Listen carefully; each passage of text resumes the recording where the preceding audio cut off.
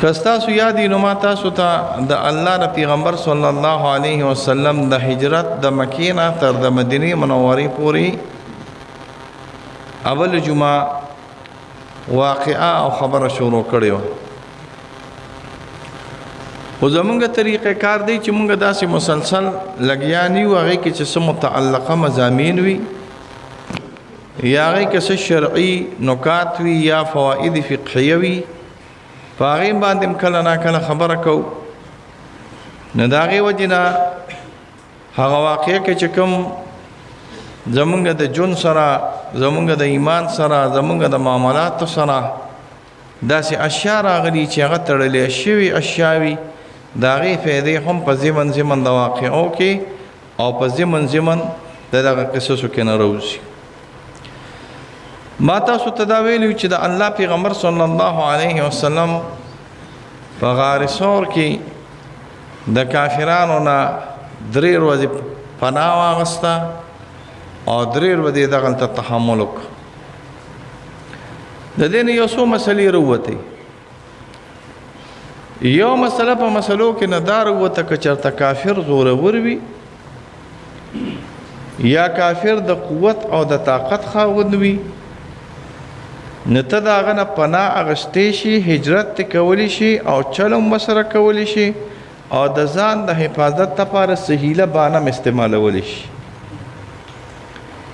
د ځان د حفاظت لپاره هیله بانه استعمالول څه ته ویل کېږي؟ دا ځان سره یاد ساتئ، په هر مسلمان باندې د ټولو نه اعلی ترین شی چې هغه واجباتو کې نه راغلی دی، هغه د خپل نفس یعنی د خپل سر او د خپل عزت خیر او تحفظ دی. دا د ټولو نه اعلی شی دی. د خپل سر تحفظ دا د ټولو نه اعلی شی دی. او تاسو پښتانه هم دا داسې لکه سمه غوندې وایي اول ځان دی بیا جهان دی. نو دا اول ځان دی بیا جهان دی، دا په شریعت کې هم دی. ګورې ښه، یعنی د شریعت مسله دا راغلی ده چې ته به د چا د قتل کوشش نه کوې، لارې د مسلمان د قتل نه په امان کې اوسات. قتل په اکبر الکبائر کې دی. یو څو ګناهونه داسې ګناهونه دي چې هغه ډېر زیات خطرناک او په خطرناکو کې خطرناک ګناهونه دي. په دې خطرناکو کې چې خطرناک ګناهونه دي پیر صاحب هغې ته مونږ کبایر، او بیا چې په دې خطرناکو کې خطرناک ګناهونه دي نو مونږ ورته اکبر الکبائر ویو. یو کبائر دی، یو اکبر الکبائر دی. کبائر ډېر ناکاره شی دی. کبائر ګناهونه چې څوک کوي شهادت قبول نه دی راغلی چې په جهر یې کوي. کبائر چې څوک کوي څو پورې چې توبه دي ایستلې نو دا سړی د الله مجرم دی. کبائر چې څوک کوي نو الله تعالی به سره په آخرت کې مؤاخذه کوي. مؤاخذه دی ته وایي چې د دې سټه به نیسي. صغایر چې څوک کوي او د کبائرو نه توبه ایستلې وي او صغایر کوي نو کېدی شي چې الله تعالی معاف کړي. کبائر هم کېدی شي چې الله تعالی معاف کړي، خو یو فرق دی. هغه فرق دا راغلی دی چې کبائر بغیر د توبې نه معاف کېږي، مؤاخذه به کېږي، او صغایر یعنی واړه ګناهونه بغیر د توبې هم کله نه کله الله تعالی معاف کوي. بیا ځان سره یاد ساتئ، هغه اوښ را روانو چا ته تپوس کوي لوړه ښه ده که جوره وي په دواړو د خدای شړق راغورځي. نو هسې نه چې ګورې زه وایم صغایر او کبایرو او تاسو دا برید ته وکړئ چې یاره کبایرو سره به ګورو خیر دی، د هغې نه ځان ساتو. خو زه چې دې صغایرو کې خو لږ سر مرکو که نه، نه د صغایرو نه به هم ځان ساتئ. پیر صاحب ګورې صغایرو باندې چې مداومت وشي، مداومت څه ته ویل کېږي؟ همیشوالی. نو دا په شریعت کې بیا کبیره ګرځي چې کله وړه ګناه وي او دا وړه ګناه همیشه شي، نو چې کله هم وړه ګناه همیشه شي نو دا بیا په شریعت کې څه ګرځي؟ کبیره ګرځي، کبائر. بیا یو خبره یاد ساتئ، یو ناشنا مقوله ده خو تاسو په غلطۍ کې وانه چئ. مقوله دا ده لا کبائر ولا یا لا کبیرة مع استغفار ولا صغائر مع الإصرار. لا كبائر مع الاستغفار ولا صغائر مع الإصرار. چې وړه ګناه کې او همیشوالی پکې دا به کله ناکله غټې ګناه ته لاړه شي. خو چې غټه ګناه وي که نه الله دې ته موږ ټول په امان کې نه وساتي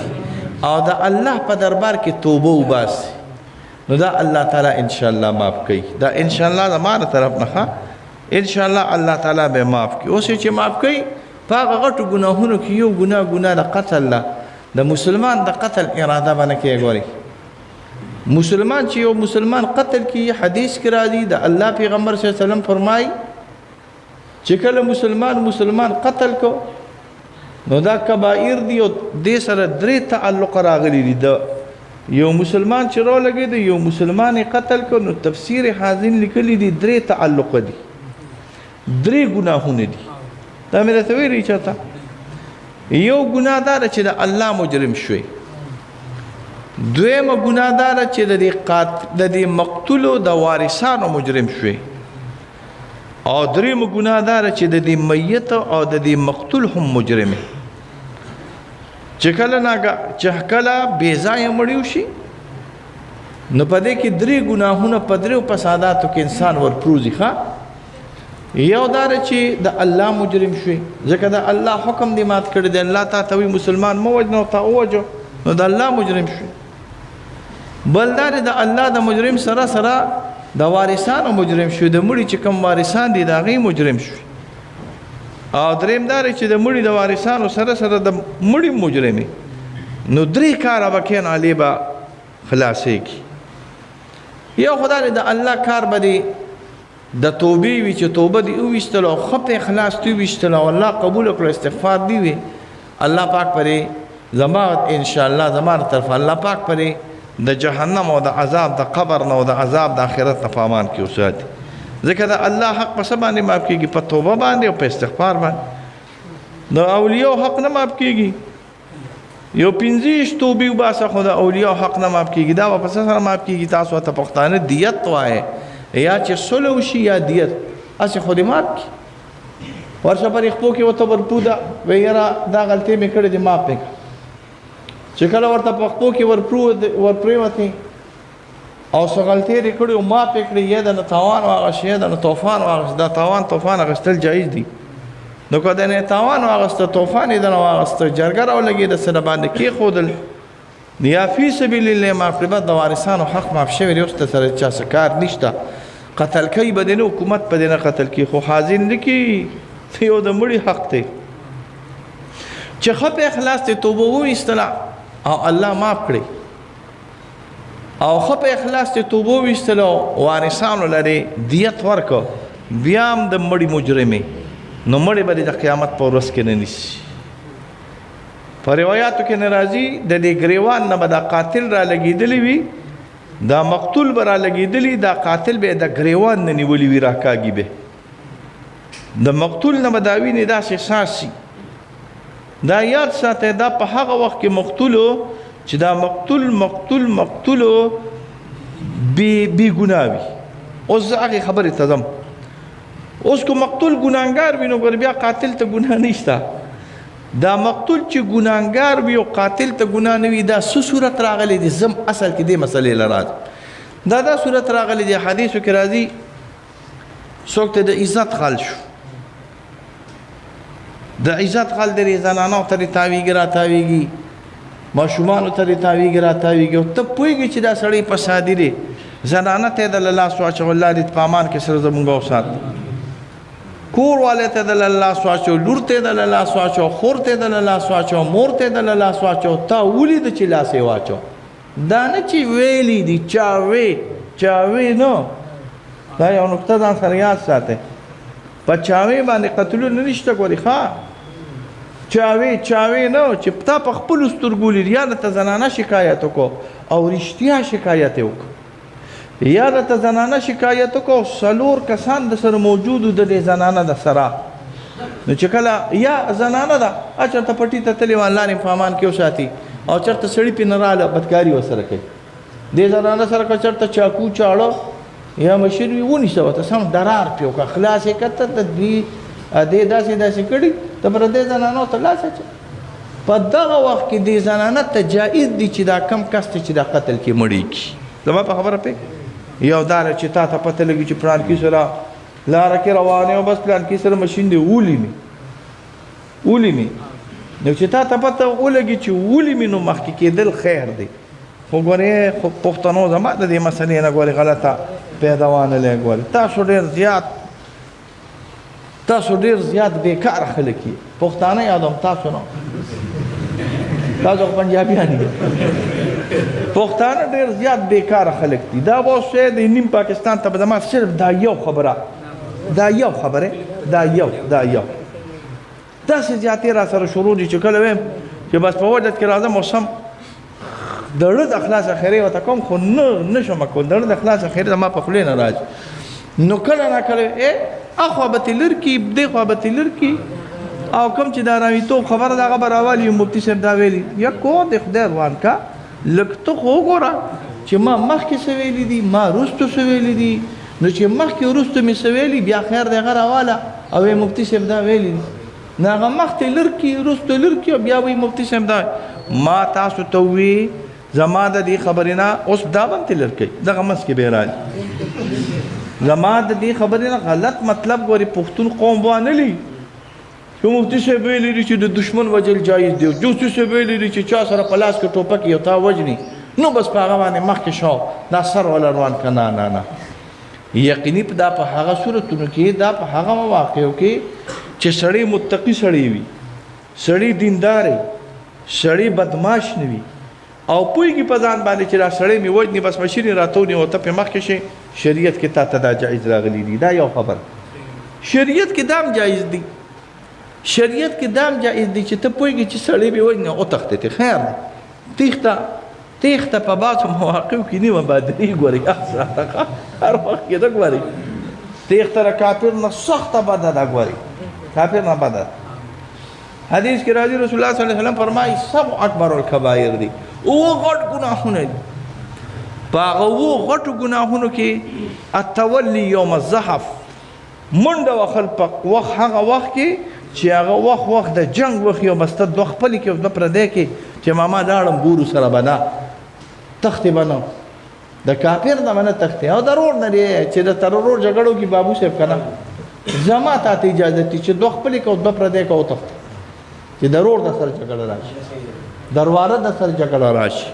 د ګاونډي یاره د مسلمان د سره جګړه راشي بس مسلمان سره ورور سره تربور سره بېغیرتي وکړه خیر دی په دې باندې هېڅ تا ته تکلیف نه لګي د الله په دربار به تا ته انشاءالله په دې صبر باندې اجر و بدلې در چې راته کنځل وکړو خیر دی چپ شه تا ته چې چا کنځل وکړو ستا په بدل کې الله تعالی فرشتې مقرر کړي د دې فرشتو کنځل د هغه په خولې باندې د دې فرشتو په خولې باندې دې سړي ته کېږي تا ته چا خیرې وکړه خیر دی چپ شه د دې خیرو په بدل کې به الله تعالی فرشتې راولېږي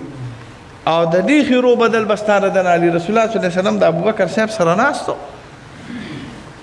او یو مشرک راغلی یو کافر راغلی یا یو منافق ابوبکر صاحب باندې څه قرض او شریعت کې صاحب الدین لمقال شته شریعت کې د قرض خاوند لږه مټه قرطوف شته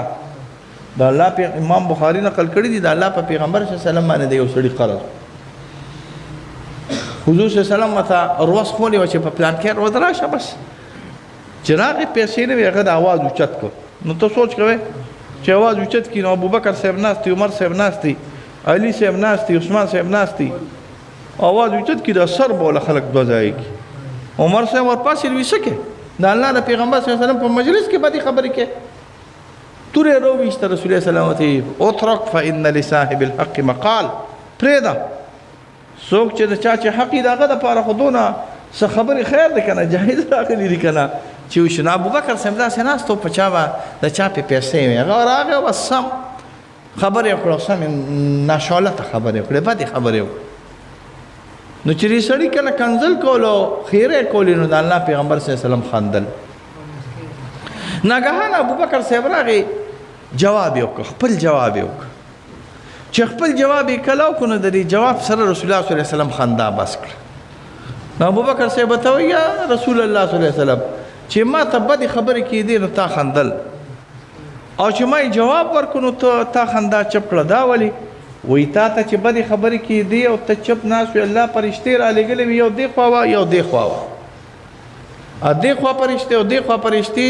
هغوی هم ستا د کنځلو جواب کو، هم یې ستا د خیرو جواب کو. او چې کله تا په خپل جواب شروع کړو، هغه فرشتې راپاسېدې لاړې اسمان ته وي، ابوبکر صاحب خپل جواب په خپله شروع کړی دی، نو ما ته څه ضرورت راغلی دی، موږ ته څه ضرورت راغلی دی. نو کله ناکله خیر دی، ډېره مشروطي او ډېره مټکورتوب مه کوه. داسې خپل مسلمان ورور ته کله ناکله کنځل هم پرېږده. حدیث کې راځي رسول الله صلی الله علیه وسلم ناستو تپوس کوي، ملګري ورته وایي، بلکې تپوس کوي پهلوان پېژنئ؟ وي یو پهلوان خو دې ته وایي چې یو راولګي بل وغورځي، دا پهلوان دی که نه؟ وي پهلوان دې ته نه وایي. پهلوان دې ته ویل کېږي چې د غصې په وخت کې صبر وکړي، نو دا پهلوان دی. او پهلوان دې ته ویل کېږي چې غریب او مسکین سړی وي، او دا غریب او مسکین راولګي تا ته خبرې کوي او ته ورته خاندې، نو دا پهلوان دی. او دا موږ سره خو ټول عمر دا کېږي. د دې نور خان نه تپوس وکړه. زه خو شاته ناست یم په دې ګاډي کې، چې څوک پیږي هغه خو پیږي، خو چې څوک نه پیږي خو نه پیږي. نو چې نه پیږي نو داسې غریب سړی چې داسې دا خرګاډي مارګاډي والا دوی سم بدماشي کوي سم. نو چې دوی کله بدماشي کوي نو نور خان دې مته زه نه ګورې چېرته به د غریب سره خپل زور او خپل بدماشي ګورې نه کوي. یو غریب راشي که نه هسې ویم، او یو زورور سړی وي، او یو غریب راشي یو خبرې به ورته وکړو او دا زورور ورته خاندي. نو خو دې ټولې دنیا ته پته ده چې د دې زورور دا طاقت شته چې یو څو څپېړې لګوو. د دې زورور دا طاقت دی چې د دې خپونې رونیسي او څو لکې پې وکړي، خو ګوره دا ورته خاندي. یا د الله د رضا لپاره، یا د جنت په تمه باندې، یا د آخرت په تمه باندې، یا په پښتو په ولس او په معاشره کې ورته ځان بلې ښکاري نامردي ده چې زه به اوس غریب باندې لاس وچتوم. نو دا اصل کې نه څه راغلی، پهلوان راغلی. او دا نوې چې مالدار شوي که نه هغه کېږي ما، او دا کوم چې داسې بېوقوفه بدماشان یې خره وي که نه، د دوی غریب ته بلډ پریشر وي،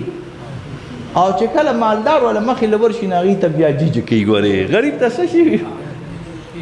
بلډ پریشر دی. دا صاحب د خانجي بلډ پریشر دی،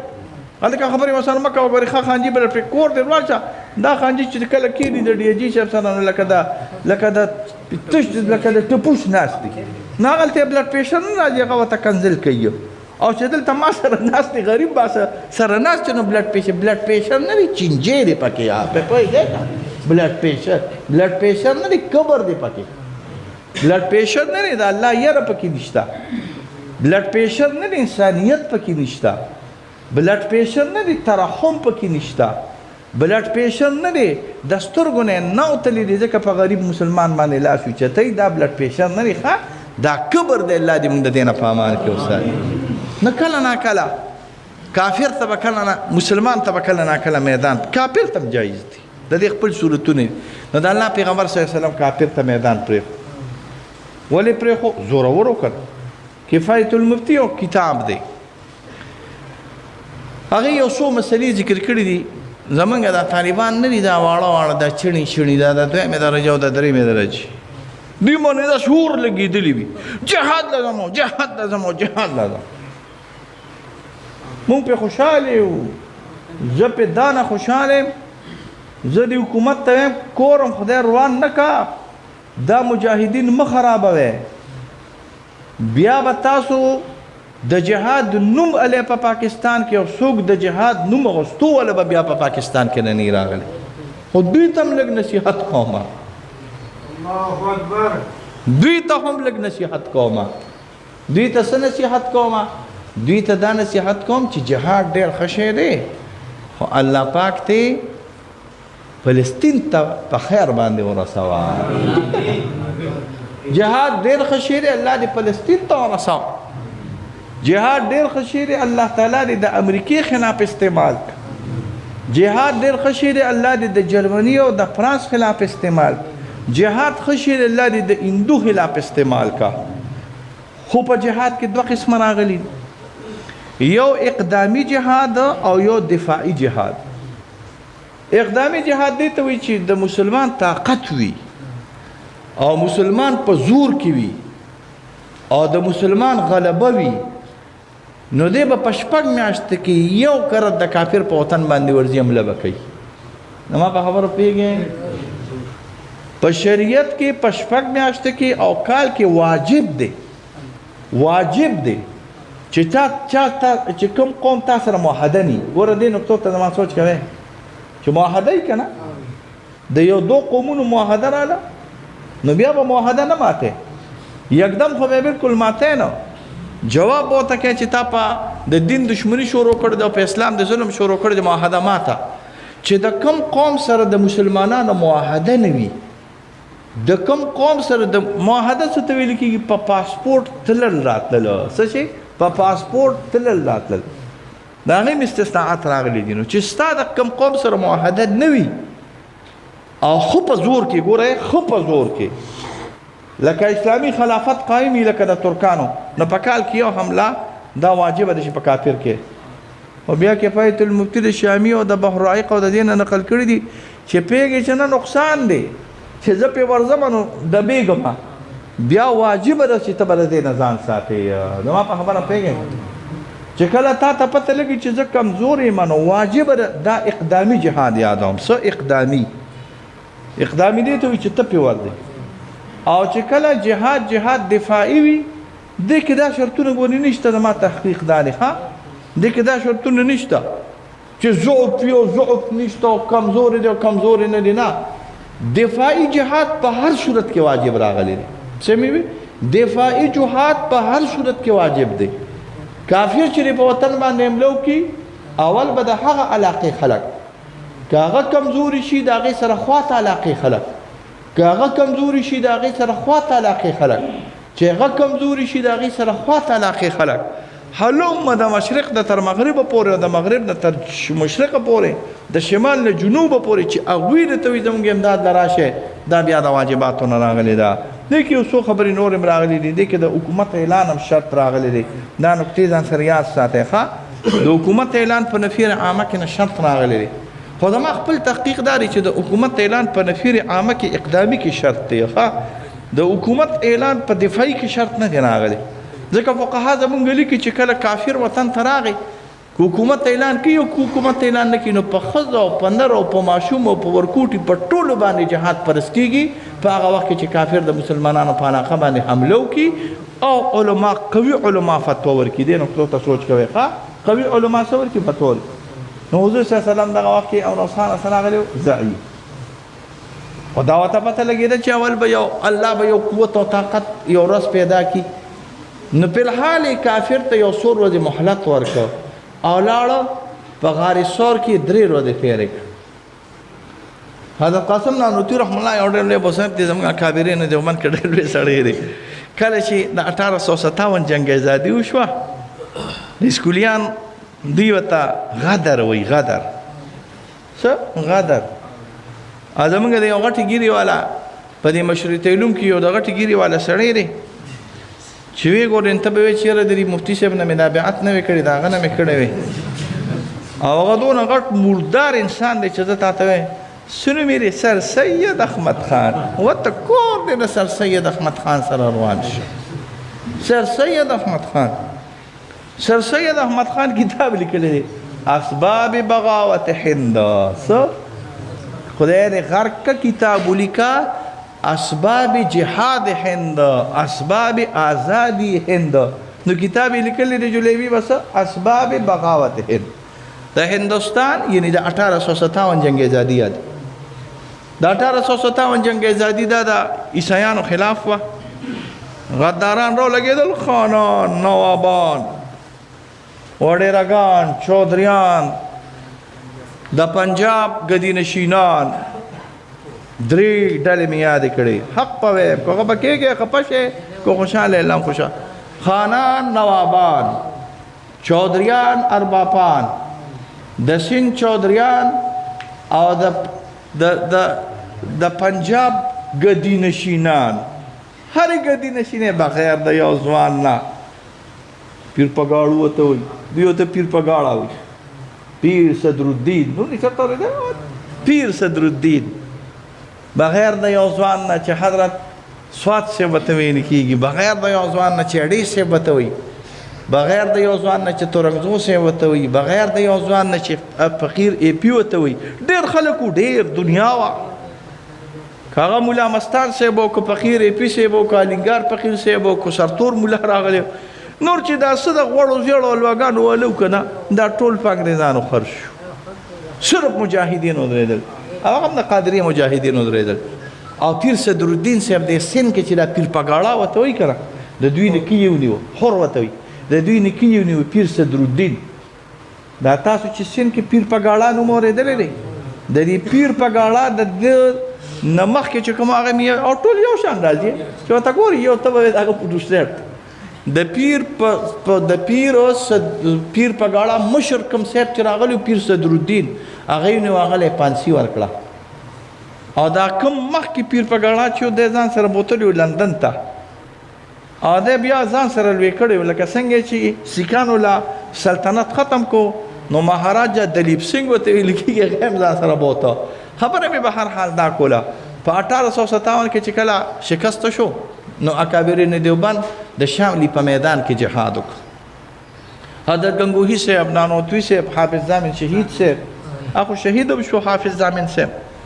خو بس حضرت قاسم نانوتوی رحم الله 3 ورځې مخلوطوب وکړ او په څلورم ورځ باندې بیا راووت خلکو ته دا وایي ویره د الله پیغمبر صلی الله علیه وسلم مخلوطوب اوس نه یم زما الفاظ سوچ کوئ ویره د الله پیغمبر صلی الله علیه وسلم 3 ورځې پناه اخیستې وه په غار ثور کې بس هغه مې پوره کړه 3 ورځې مې پناه واخیسته او نور مخلوطوب رانه نه کېږي ښه نو حضور صلی الله علیه وسلم 3 ورځې پناه په غار ثور کې واخیسته په څلورم ورځ باندې بیا مدینې منورې ته روانېږي خو په دې کوم ناشنا معجزات د رسول الله صلی الله علیه وسلم نه صادر شو وصلی الله علی خیر خلقه یا الله رحم وکړي کرم وکړي مغفرت نصیب کړي تکلیف مصیبت تم په امان کې وساتي ایمان تم خیر پېښ کړي ته رانه راضي شې یا الله تعالی مرضونو نه صحت کامل عاجل مونږ له راکړي که مونږ یو یا الله ملګري دوستان دي څه مرضونه یې ختم کړي دعا کوې بعضې ملګري دوستان دي کورونو کې لږ تکالیف وي دعا کوې چې الله تعالی د هغوی بچي د هغوی منقاد او د هغوی فرمان برداره کړي او د کورونو تکالیف او مصیبتونه ده الله تعالی زموږ نه لرې کړي دعا کوې چې الله تعالی د دواړو جهانو خیر او برکات مونږ له راکړي الله تعالی ایمان ته خیر پېښ کړي الله تعالی د هر قسم شرونو آفتونو نه په امان کې وساتي د دواړو جهانو خیرونه او برکات الله راکړي مسلمانانو ته رب کریم خیر پېښ کړي یا الله د فلسطین د مسلمانانو امداد وکړي هر ځای کې چې اهل حق دي یا الله تعالی د هغوی امداد وکړي وصلی الله علی خیر خلقه محمد و آله و اصحابه